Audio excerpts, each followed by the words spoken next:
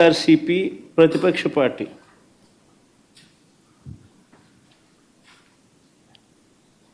పులివెందుల రూరల్లో జరిగిన జెడ్పీటీసీ స్థానానికి జరిగిన ఎన్నికల్లో 15 బూతుల్లో ఉన్న 15 బూతులకు ఎన్నిక జరిగి రూరల్ మండలంలో 10,600 ఓట్లకు సంబంధించిన ఎన్నిక. ఆశ్చర్యం ఏమిటంటే బూతుల్లో వైఎస్ఆర్సీపీ ఏజెంట్ లేడు. వైఎస్ఆర్సీపీకి సంబంధించిన ఏజెంట్ బూత్లో కూర్చోకుండా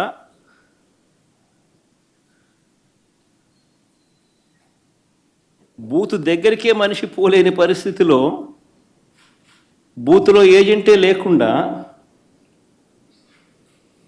ఎన్నికలు రిగ్గింగ్ చేసినారు. సాక్షాత్తు పోలీసుల సమక్షంలో పోలీసుల ప్రోద్బలంతో బూతులోకి వెళ్ళే ఏజెంట్ల ఫాములను వీళ్ళే తీసేసుకొని చింపేసుకొని బూతులోకి ఏజెంటే పోని పరిస్థితిలో ఎన్నికలు నిర్వహించామని చెప్పుకుంటా ఉన్న ప్రజాస్వామ్యం మన రాష్ట్రంలో, బహుశా మన దేశంలో ఎక్కడ ఉండదేమో, ఒక్క మన రాష్ట్రంలో తప్ప.